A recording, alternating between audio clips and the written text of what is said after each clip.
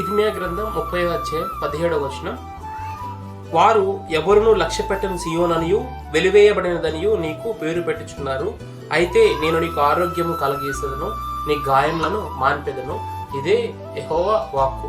దేవుడు వాక్కు ఇస్తున్నాడు, దేవుడు వాగ్దానం ఇస్తున్నాడు. ఏమని అంటే, వెలివేయబడిన దానివని, విడనాడబడిన దానివని, నిన్ను నీవారే నిందిస్తున్నా బాధపరుస్తున్నా దేవుడు భయపడవద్దు అంటున్నాడు. ఎందుకంటే నీ గాయములను మాన్పే దేవుడు ఆయనే. నీ శరీరానికి అయ్యే గాయములే కాదు కానీ నీ హృదయానికి అయ్యే గాయములు కూడా మాన్పడానికి నా దేవుడు చాలినవాడు.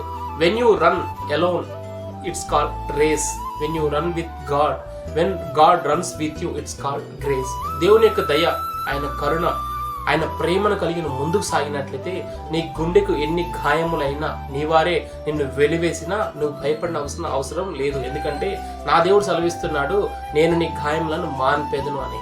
దేవుడే మీ గాయములను మాన్పుతున్నప్పుడు ఎందుకు దిగులు చెందుతున్నారు, వేదన చెందుతున్నారు? భయపడవద్దు. దేవుని వైపు చూస్తూ ముందుకు సాగండి. అట్టి కృప దేవుడు మీకు అనుగ్రహించాలని ప్రార్థన చేస్తున్నాను. Praise the lord.